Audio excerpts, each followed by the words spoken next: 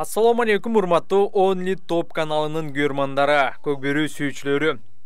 Учурда Баткен облусунун Кадамжай районунун Хальмион айыл аймагында көкбөрү боюнча 9 май майрамына арналган мелдеш өтүп жатат. 1 май күнү башталган турнирдин 1-лигадагы тайпалык баскычтагы оюндар жыйынтыкталды.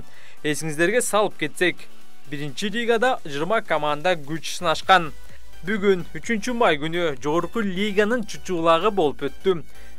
Адаттагыдай эле жогорку лигада 6 команда ойнойт. Алар Сарыөзөн, Ынтымак, Достук, Алато, Мурас жана Бакубат Талас. Чучуулактын жыйынтыгында бул 6 команда төмөнкүдөй болуп топторго бөлүндү. А тайпасында Сарыөзөн, Достук жана Мурас командалары жайгашты. Б тайпасында Ынтымак, Алато жана Бакубат Талас командалары күч сынайт. Эртең 4 май күнү 2 оюн өтөт. Саат 10:00-дө Сарыөзөн Достук командалары кезгелет. Саат 11:30-да Ынтымак Алато менен күч сынайт. Ал эми 1-лиганын командалары эртең эс алат.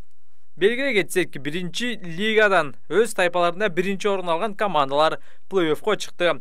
А тайпасынан Жаштык, Б тайпасынан Алай, С тайпасынан Өзгөн, Д тайпасынан Ийгилик, Э тайпасынан Ысык-Ата, Ф тайпасынан Бакай-Ата жана Ж тайпасынан Көкжал командалары өз топторунда жеңүүчү болуп, андан ары 1-лиганын чемпиону болуш үчүн күрөшүн улантат.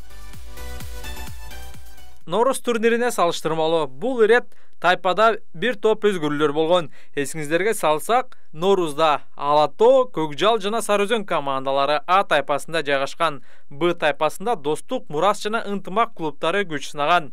Азыр болсо тескерисинче Сарыөзөн Достук менен, ал эми Ынтымак Алато менен күч сынайт.